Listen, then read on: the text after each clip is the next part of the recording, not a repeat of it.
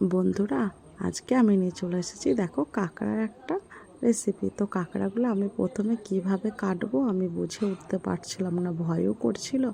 তো প্রথমে আমি কাঁকড়াগুলো একটা একটা করে সাঁড়শি দিয়ে ধরে যাই হোক কোনো রকমে কেটে ফেলেছি। তো আমি দেখো কেটে ভালো করে লবণ আর হলুদ মাখিয়ে নিয়েছিলাম। আর কাঁকড়ার মধ্যে আমি মশলা ব্যবহার করেছি জিরে, টমেটো, কাঁচা লঙ্কা আর আদা রসুন একটা আমি মশলার পেস্ট তৈরি করে নিয়েছি। এরপর আমি কড়াইয়ে দেখো তেল গরম করে ওই তেলে গোটা জিরে ফোড়ন দিয়ে দিয়েছিলাম আর কিছুটা পেঁয়াজও আমি দিয়ে দিয়েছি। তো পেঁয়াজটা একটু নেড়ে নেওয়ার পর আমি কাঁকড়াগুলো দিয়ে দিয়েছি। তো কাঁকড়াগুলো আমি প্রথমে একটু ভালো করে ভেজে নেব। তো কাঁকড়াগুলো আমার ভাজা হয়ে গেলে ওই মশলাটা দিয়ে আমি কিছুক্ষণের জন্য একটু নেড়ে চেড়ে কষিয়ে নেব।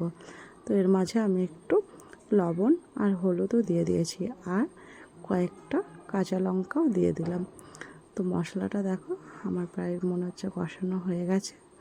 এবার আমি এর মধ্যে অল্প পরিমাণে একটু জল দিয়ে কিছুক্ষণের জন্য ঢেকে রেখে দেবো। তারপরে আমার কাঁকড়ার ঝালটা রেডি হয়ে যাবে। তো রেসিপিটা যদি কারো ভালো লাগে অবশ্যই একটা লাইক কমেন্ট শেয়ার করবে। আর পারলে তোমরাও এইভাবে কাঁকড়া রান্না করে খেয়ে দেখবে, খেতে অসাধারণ লাগে। আমার তো ভালোই লেগেছিল। তো সকলকে জানাই অনেক অনেক ধন্যবাদ।